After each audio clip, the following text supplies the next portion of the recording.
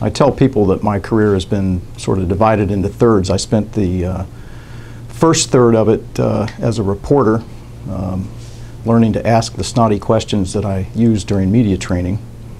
I spent the second third of my career being on the other side of that and being paid back for the sins that I committed during the first third.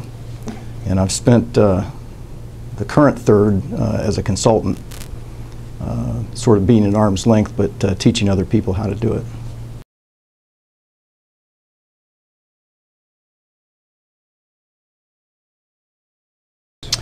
Well, first you have to understand what a crisis is. I define it fairly simply. I think a crisis is anything that keeps an organization from fulfilling its mission. And that can be a lot of things. It can be something that's real, it can be something that's perceived, it can be something that's caused by an act of nature, it could be human error, it could be something that you have absolutely no control over, or it could be something that you should have known better about. Anything that can keep you from doing what it is you do.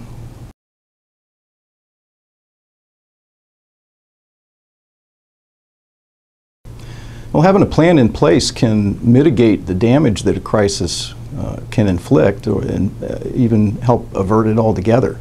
Good planning is something that most organizations can benefit from.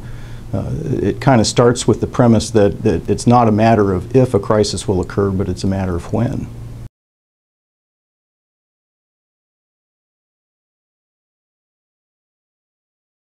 What you have to do is assess what the problem is, see what the damage has been, find out what the risk is to the reputation of the organization. You have to find who the key audiences are and figure out how best to reach them. And then it's a matter of figuring out what it is you're able to say.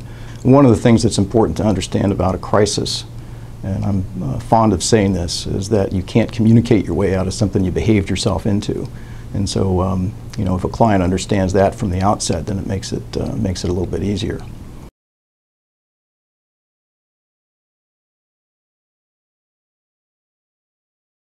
There's the kind of crisis work that you do to help an organization prepare. That's really the best kind to do, because there's no damage at that point. And you know, sometimes a crisis can be very emotional and very heart-wrenching, and you know, if you're helping an organization before a crisis occurs, then that's really the most rewarding kind. The ones that are sometimes the hardest to deal with are situations in which people have been hurt. We've had a lot of sexual misconduct issues in the past. Anybody who's a parent can certainly understand what a parent goes through whose child has been subjected to something like that. And you know, other groups of people who are not able to take care of themselves necessarily, people who have a disability, autism or something like that, or elderly people who are hurt either intentionally or through negligence. Those are the ones that are hard to deal with. And what you have to do is you have to first figure out who it is that needs to be talked to, who needs to hear from you. You need to find your key audiences and reassure them. Organizations need to convey the fact that they want to do the right thing, that they're capable of doing the right thing, and sometimes people need to hear an apology.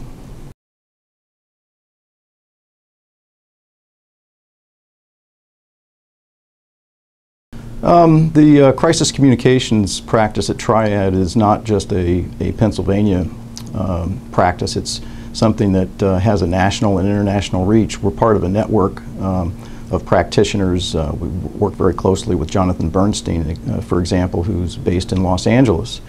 And we tend to divide some of the work geographically when it's more convenient for me to get to a place on the East Coast, and you know, Jonathan certainly has everything nailed down in the West. It's very rewarding to be part of a network of practitioners who can step in and work on things from a national perspective and in fact an international perspective. I was doing some media training just a couple months ago in Toronto.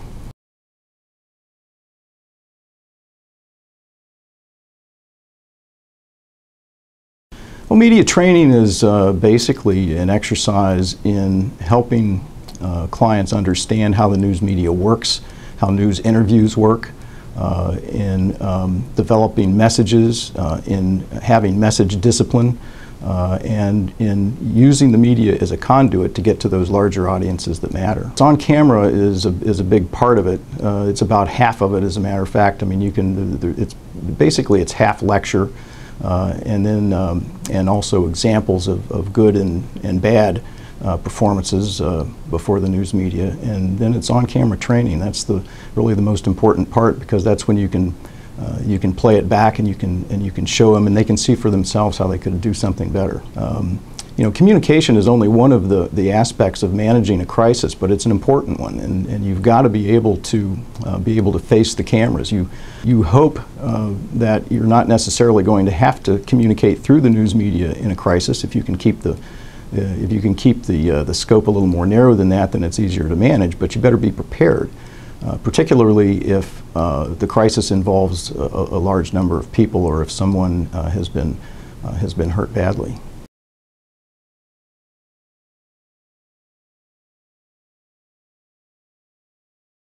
We do a lot of community outreach, citing for particular projects, or for you know, helping an organization obtain permits for, you know, expansion. One of our most important clients, and one that I've been involved with for a number of years, involves transportation. Our client is the trade association for the highway construction industry, and that's a very important issue. It's not a crisis, although we often use the word crisis when it comes to the funding situation, but it's a client that is certainly interested in increasing the level of funding for transportation. It's an important issue. It's an important issue for everybody, and it's you know, it's rewarding to be involved in something like that and help solve the problem.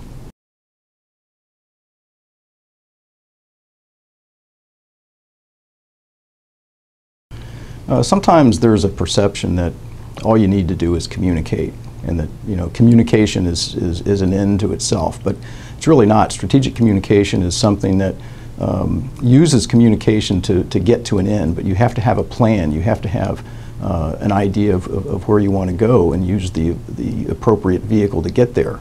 So whether it's traditional media, newspapers, TV, or whether it's new media, social media, those are all tools. They don't really change the fundamentals of how you communicate. It's all about figuring out who your key audiences are, and what messages are appropriate to reach them.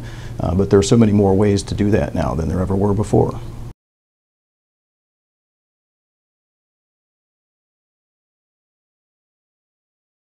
When you're dealing with a crisis communications practice, and that's not the only thing that I do, but I do that on a regular basis, you have to be on call around the clock.